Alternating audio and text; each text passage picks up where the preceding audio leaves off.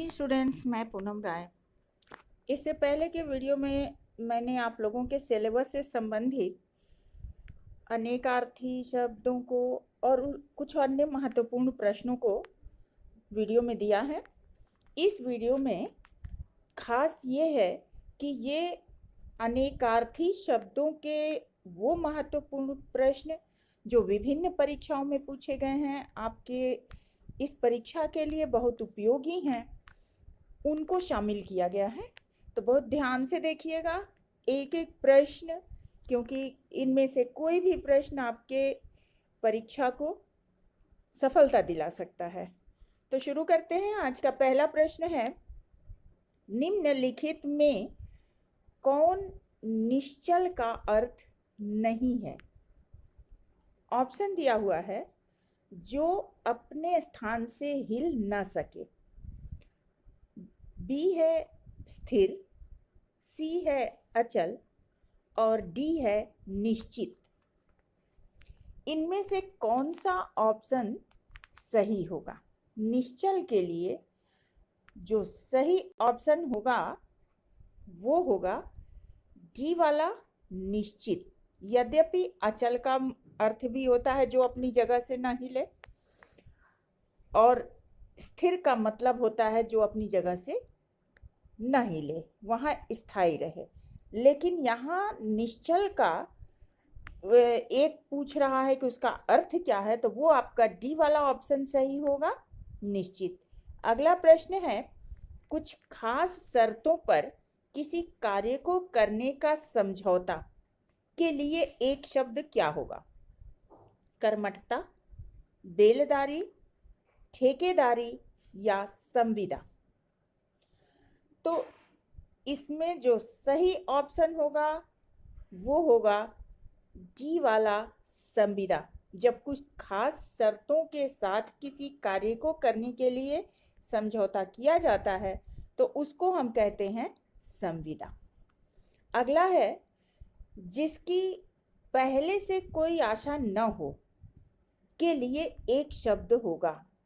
Option दिया हुआ है, अप्रत्याशित, आशातीत, आशाजनक और प्रत्याशित। प्रत्याशित मतलब जिसकी आशा हो, आशाजनक मतलब आशाजनक जिसकी उम्मीद हो, कह सकते हैं। इसके लिए जो जिसकी पहले से कोई आशा न हो, इसके लिए जो सही ऑप्शन होगा वो होगा ए वाला अप्रत्याशित। ये ऑप्शन सही है।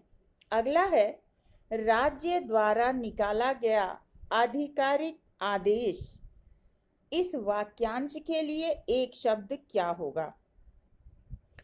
राज्य के द्वारा निकाला गया जो आधिकारिक आदेश है उसके लिए ऑप्शन दिया हुआ है, अधिनियम, अध्यादेश, अधियाचना या अधिसूचना। तो इसके लिए जो सही ऑप्शन होगा वो होगा बी वाला अध्यादेश। राज्य के द्वारा निकाली गई जो आधिकारिक आदेश होती है उसको हम कहते हैं अध्यादेश। अध्यादेश जारी कर दिया गया। अगला प्रश्न है, कनिष्ठा और मध्यमा के बीच की उंगली को कहते हैं क्या? अनामिका, अनिमिका, अनामिका या अनामिका? यानी ह्रस्व या दीर्घ मात्रा वाला, दोनों में से कौन सा सही होगा? या फिर बी वाला ऑप्शन सही होगा या ए वाला? तो इसमें जो सही ऑप्शन होगा वो होगा डी वाला अनामिका। अंगूठे कनिष्ठा, कनिष्ठा मतलब जो ये छोटी वाली उंगली होती है, और मध्यमा यानी कि बीच वाली उंगली, इसके दोनों के बीच में जो होती है उसको हम अनामिका कहते हैं। अगला प्रश्न है, जिसके पेट में माँ ने रस्सी, रस्सी यहाँ दाम का अर्थ दे रहा है, बांध दी हो उसे क्या कहते हैं? ऑप्शन दिया हुआ है, दामाद, दामाद इतर, दाम या दामोदर। तो जिसके पेट में माँ ने रस्सी अर्थात दाम बांध दी हो उसे कहते हैं दामोदर। ये डी वाला ऑप्शन हमारा सही होगा। अगला है पीछे पीछे चलने वाला वाक्यांश के लिए एक शब्द है। ऑप्शन है अनुचर, अनुगामी, अनुवर्ती या अनुगमनीय। अनु का अर्थ होता है पीछे चलने वाला। तो इसके लिए जो सही ऑप्शन होगा वो होगा अनुगामी। बी वाला ऑप्शन हमारा सही है। अगला प्रश्न देखते हैं। जिसकी कोई कीमत ना हो, इस वाक्यांश के लिए एक शब्द होगा। ऑप्शन दिया हुआ है कीमती, अमूल्य, बहुमूल्य या इनमें से कोई नहीं। जिसकी कोई कीमत ना हो, उसके लिए सही ऑप्शन हो जाएगा बी वाला अमूल्य। अमूल्य मतलब बिना मूल्य का, जिसकी कोई कीमत ही ना हो। अगला प्रश्न है थोड़ा नपा तुला भोजन करने वाला।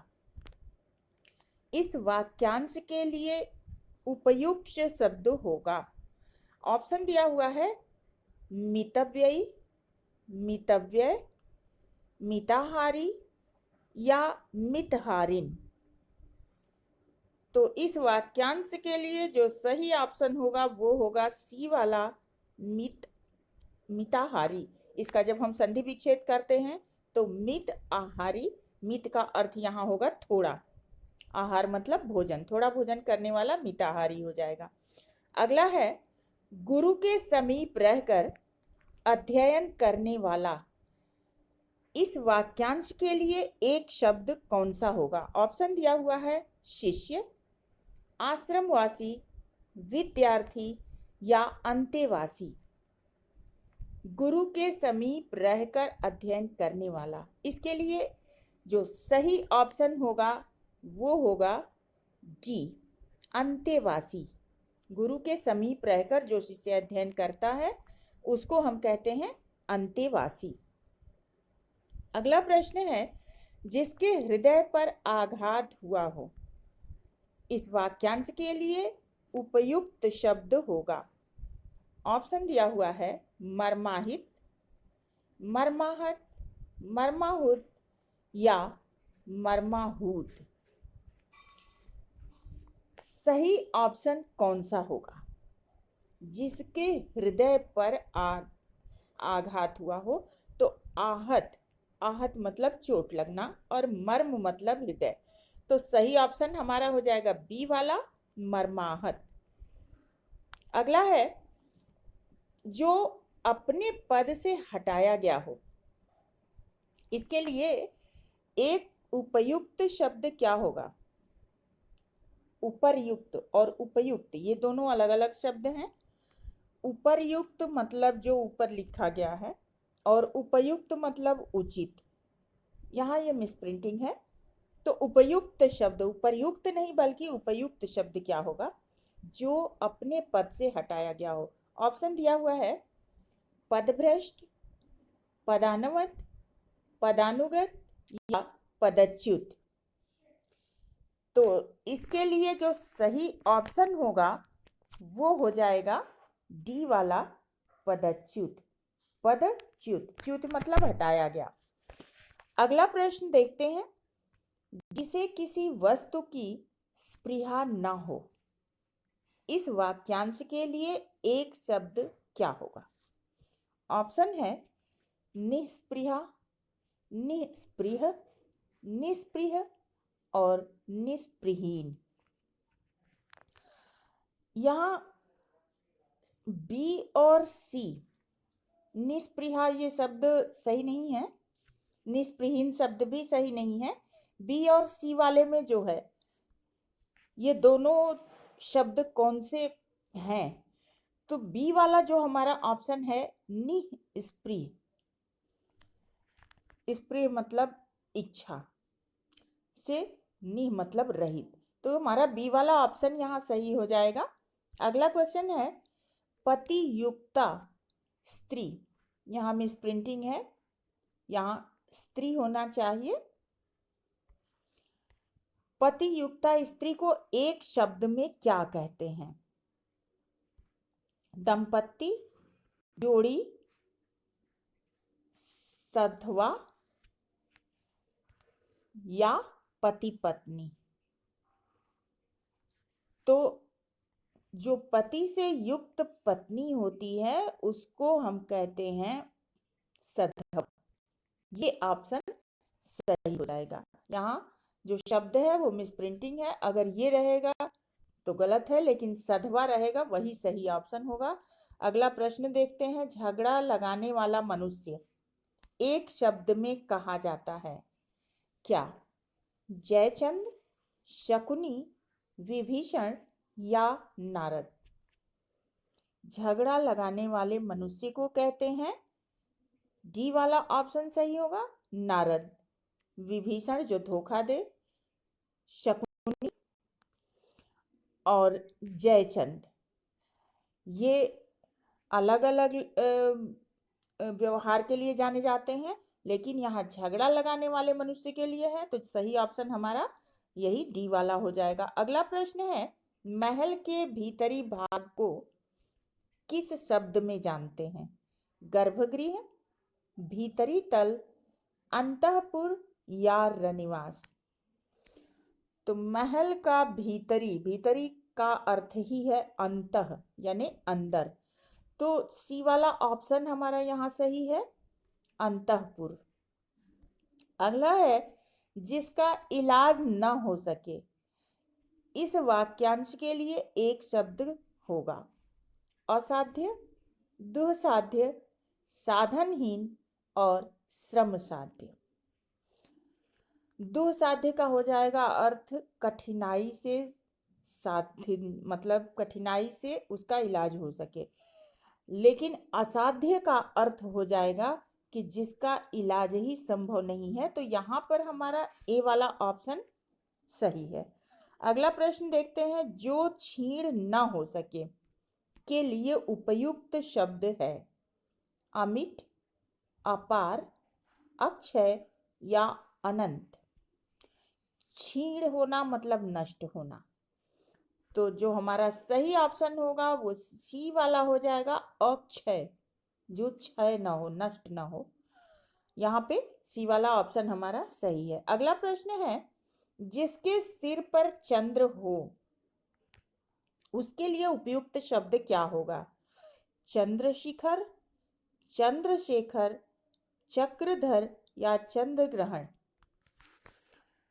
चक्रधर कहते हैं विष्णु को, चंद्रशिखर यानी शिखर पर जो चांद हो, और चंद्रशेखर जिसके सिर पर चांद हो, ये शिव का एक पर्यायवाची शब्द भी है, तो हमारा यहाँ बी वाला ऑप्शन सही हो रहा है। जिसके सिर पर चंद्र हो इसके लिए एक शब्द हो जाएगा चंद्रशेखर, और ये शिव का पर्यायवाची शब्द भी है। अगला प्रश्न देखते हैं। जिसके हृदय में ममता न हो के लिए उपयुक्त शब्द होगा। ऑप्शन दिया हुआ है मर्माहत, क्रूर, निर्मम या निर्दय। जिसके हृदय में ममता न हो, मम यहाँ हृदय को संबोधित कर रहा है, और निर का अर्थ होता है रहित, जो ममता से रहित हो वो हो जाएगा निर्मम, तो यहाँ पर हमारा सी वाला ऑप्शन सही हो जा रहा है। अगला है, जिसका जन्म छोटी जाति, और यहाँ कोष्ठक में दिया हुआ है निचले वर्ण। यहाँ हमें समझना चाहिए कि जाति से मतलब नहीं है, यहाँ वर्ण व्यवस्था जो हमारी थी उसके अनुसार ब्राह्मण, क्षत्रिय, वैश्य और शूद्र, तो इसमें संबोधित कर रहा है। वाक्यांश हमारा है, जिसका जन्म छोटी जाति अर्थात निचले वर्ण में हुआ हो उसके लिए एक उपयुक्त शब्द क्या होगा? ऑप्शन दिया हुआ है अंडज, शूद्र, अंत्यज या अछूत। अछूत जिसे छुआ न जा सके, अंडज जो अंडे से उत्पन्न हो, शूद्र जो निम्न जाति का हो। लेकिन यहाँ जिसका जन्म छोटी जाति में अर्थात निचले वर्ण में हुआ हो, तो इसके लिए जो सही ऑप्शन हो जाएगा वो हमारा सी वाला हो जाएगा, अंत्यज। अगला प्रश्न है, खाद्य सामग्री जो यात्रा के समय रास्ते में उपभोग के लिए दी जाती है, इसके लिए एक शब्द क्या होगा? वह खाद्य सामग्री जो यात्रा के समय रास्ते में उपभोग के लिए दी जाती है। ऑप्शन दिया हुआ है स्वल्पाहार, पथ्य, पाथेय या उपाहार। तो इसका जो सही ऑप्शन होगा वो हो जाएगा सी वाला, पाथेय, यानी रास्ते में दिया जाने वाला आहार। ये डी वाला ऑप्शन सही होगा। अगला है, आधी रात का समय के लिए एक शब्द क्या होगा? ऑप्शन दिया हुआ है शर्वरी, विभावरी, निशा या निशीथ। ये प्रश्न बहुत महत्वपूर्ण है, अनेक परीक्षाओं में बार बार पूछा गया है और इसलिए इसको ध्यान देने की ज़्यादा आवश्यकता है। आधी रात का समय, सर्वरी, विभावरी, निशा या निशीथ, इसके लिए एक शब्द कौन सा होगा? तो जो सही ऑप्शन होगा वो होगा निशीथ। जो आधी रात का समय होता है उसको कहते हैं निशीथ। विभावरी प्रातः होने से पहले का जो समय होता है। निशा मध्य रात्रि, निशा मतलब अंधेरी रात, सॉरी। और यहाँ निशीथ मतलब आधी रात का जो समय होता है उसको हम निशीथ कहते हैं। तो यहाँ डी वाला ऑप्शन सही है। अगला है, रंगमंच के पर्दे के पीछे के स्थान को कहा जाता है। ऑप्शन है पृष्ठभूमि, नेपथ्य, मंच पृष्ठ या गुह्य मंच। सही ऑप्शन होगा नेपथ्य। ये बी वाला ऑप्शन हमारा सही होगा। रंगमंच के पीछे के स्थान को कहते हैं नेपथ्य। नेपथ्य से आवाज आने लगी। अगला प्रश्न है, हवन में जलाने वाली लकड़ी के लिए शुद्ध शब्द है। ऑप्शन है हवन सामग्री, वन काष्ठ, शुष्क काष्ठ या समिधा। तो जो सही ऑप्शन होगा वो हमारा डी वाला ऑप्शन सही होगा, समिधा कहते हैं। जो हवन में जलाने की लकड़ी होती है उसको हम समिधा कहते हैं। अगला है, दिशाएं ही जिनका वस्त्र हैं उन्हें एक शब्द में कहा जाएगा। ऑप्शन है विश्वंभर, दिक्पाल, दिगंबर या पैगंबर। दिक अंबर, जब हम इसका संधि विच्छेद करेंगे तो क्या हो जाएगा? ग का, इसको हमने जो संधि वाला आप लोगों को वीडियो दिया था उसमें बताया था कि ग का क कैसे हो जाता है। तो यहाँ दिक अंबर यानी दिशाएं ही है वस्त्र, जिसका ये शिव का पर्यायवाची शब्द भी है। और यहाँ सी वाला ऑप्शन हमारा सही हो जा रहा है। अगला है, जिसका जन्म कन्या के गर्भ से हुआ हो उसके लिए एक शब्द क्या होगा? कन्या पुत्र, कानीन, अवैध पुत्र या कुमारी सुत। जिसका जन्म कन्या के गर्भ से हुआ हो उसके लिए एक शब्द हो जाएगा कानीन। बी वाला ऑप्शन हमारा सही होगा। अगला है, पेट की अग्नि के लिए शुद्ध शब्द है दावाग्नि, जठराग्नि, बड़वाग्नि या मंदाग्नि। मंदाग्नि कहते हैं जो पाचन शक्ति होती है उसको हम मंदाग्नि कहते हैं।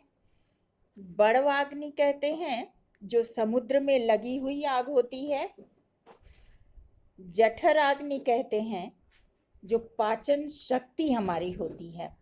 और दावाग्नि कहते हैं जंगल में लगी हुई आग के लिए। तो यहाँ जो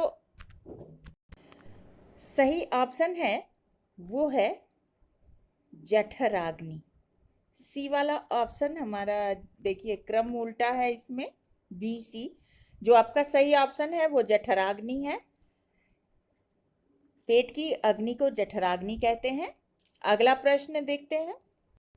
जिसके पास कुछ न हो उसके लिए उपयुक्त शब्द है अभावग्रस्त, अकिंचन, दीनहीन या महादीन। जिसके पास कुछ न हो उसके लिए एक शब्द में हम क्या कहेंगे? बी वाला ऑप्शन हमारा यहाँ सही होगा, अकिंचन। जिसके पास कुछ ना हो उसको कहते हैं अकिंचन। अगला है जिसे बुलाया न गया हो। वाक्य के लिए प्रयुक्त होने वाला शब्द है अतिथि, अभ्यागत, अनाहूत, रिश्तेदार। तो जिसे बुलाया न गया हो, आहूत मतलब होता है बुलाना, अनआहूत जिसे बुलाया न गया हो। यहाँ सीधे सीधे हमारा सी वाला ऑप्शन सही हो जा रहा है, अनाहूत। अगला प्रश्न है मोक्ष की इच्छा रखने वाला। वाक्यांश के लिए उपयुक्त शब्द होगा योगी, मुक्तिकामी, मुमुक्षु या तपस्वी। तो मोक्ष की इच्छा रखने वाला, इसके लिए जो एक शब्द हो जाएगा वो हो जाएगा मुमुक्षु। यहाँ सी वाला ऑप्शन सही हो रहा है। अगला प्रश्न है जिस पुरुष की पत्नी साथ नहीं है, इसके लिए एक शब्द अपत्नीक, वियोगी, विधुर या विपत्नीक। तो इसके लिए जो सही ऑप्शन हो जाएगा, जिस पुरुष की पत्नी साथ नहीं है उसे हम कहते हैं विधुर। सी वाला ऑप्शन यहाँ सही है। अगला है जिस पेड़ के पत्ते झड़ गए हों, उसके लिए एक शब्द क्या होगा? प्रपर्ण, अपर्णा, पत्रहीन या अपत। तो इसमें जो सही ऑप्शन हो जाएगा वो हमारा डी वाला ऑप्शन हो जाएगा, अपत। अगला है तैरने की इच्छा को कहते हैं तरण इच्छा, तितीर्षा, संतरण इच्छा या जलावतरण इच्छा। तैरने की इच्छा को एक शब्द में हम कहेंगे तितीर्षा, तैरने की इच्छा। तो यहाँ पर हमारा बी वाला ऑप्शन सही हो रहा है। अगला प्रश्न है हाथी के पीठ पर रखे जाने वाला आसन। इस वाक्यांश के लिए एक शब्द क्या होगा? जीन, हौदा, काठी या बख्तर। हाथी के पीठ पर जो रखा जाता है उसको हम कहते हैं हौदा। ये बी वाला ऑप्शन हमारा सही है। अगले प्रश्न की तरफ चलते हैं। जिसे प्रमाण द्वारा सिद्ध न किया जा सके, उसके लिए एक सही शब्द है अप्रमाणित, अनुप्रमेय, अप्रमेय या अप्रामाणिक। जिसे प्रमाण द्वारा सिद्ध न किया जा सके उसके लिए एक शब्द होगा अप्रमेय। ये सी वाला ऑप्शन यहाँ सही हो जाएगा। अगला है उपनिवेश से संबंध हो जिसका, उसके लिए एक शब्द होगा। ऑप्शन दिया हुआ है उपनिवेशिक, औपनिवेशिक, औपन्यासिक या उपनिवेशवाद। तो उपनिवेश से संबंध हो जिसका, इसके लिए एक शब्द हो जाएगा औपनिवेशिक। ये बी वाला ऑप्शन हमारा सही है। अगला है उत्तराधिकार में प्राप्त संपत्ति के लिए एक शब्द होगा रिक्त, धरोहर, वसीयत या संदाय। इसके लिए सही ऑप्शन कौन सा होगा? तो उत्तराधिकार में प्राप्त संपत्ति के लिए जो एक शब्द होगा वो हो जाएगा रिक्त। ए वाला ऑप्शन सही है। रिक्त का अर्थ होता है उत्तराधिकार में प्राप्त संपत्ति। अगला है गिरा हुआ के लिए एक शब्द है पतित, लुंठित, धाराशायी या पातकी। पतित, पतित का अर्थ होता है गिरा हुआ। ए वाला ऑप्शन हमारा सही है। अगला है निम्नलिखित वाक्य खंडों में से एक के लिए प्रयुक्त होने वाला शब्द है स्वयं सेवक। यहाँ कुछ वाक्यांश दिए हुए हैं और एक शब्द यहाँ पूछ रहा है स्वयं सेवक किसका मतलब होगा। ऑप्शन दिया हुआ है सबकी सेवा करने वाला, स्वयं की सेवा करने वाला, अपनी इच्छा से दूसरों की सेवा करने वाला अथवा बिना वेतन के काम करने वाला सेवक। स्वयं सेवक किसे कहेंगे? तो यहाँ जो सही ऑप्शन होगा हमारा सी वाला होगा। अपनी इच्छा से दूसरों की सेवा करने वाला स्वयं सेवक कहलाता है। तो आज के लिए इतना ही काफ़ी।